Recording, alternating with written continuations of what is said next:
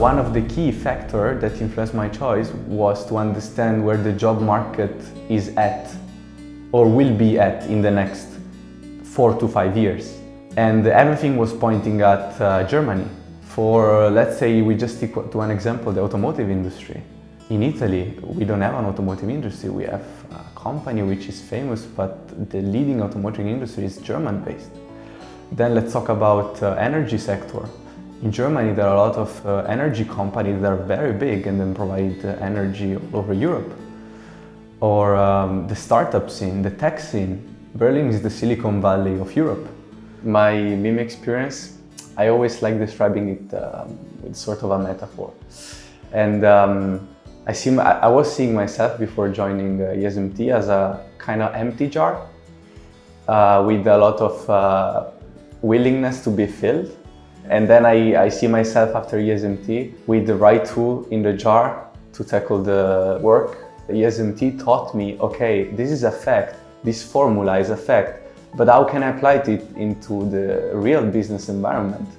This is a skill that I guess it's one of the main things I learned with ESMT, and one of the main things my jar is filled with. The career services helped me understand that the transition into the job market, I'm not alone on that. I'm supported by a team who's professionally trained to do that, first. And second, they address my question specifically and exactly how I wanted them to be addressed. My job at Zeotap, I found it through an alumni. So what I'm doing here at Zeotap, at the moment, one of my tasks as a business development is that I'm supporting the CEO in getting the next financing round from investors. It's a big moment for the company. There's a lot of focus on it, also because being a startup, which is relying on finances, there's a lot of focus on this. If I see myself today, after ESMT, in the job landscape, I'm very glad I learned the ability of tackling and understanding every problem, because this is something that you don't learn on Google, or it's not in any book.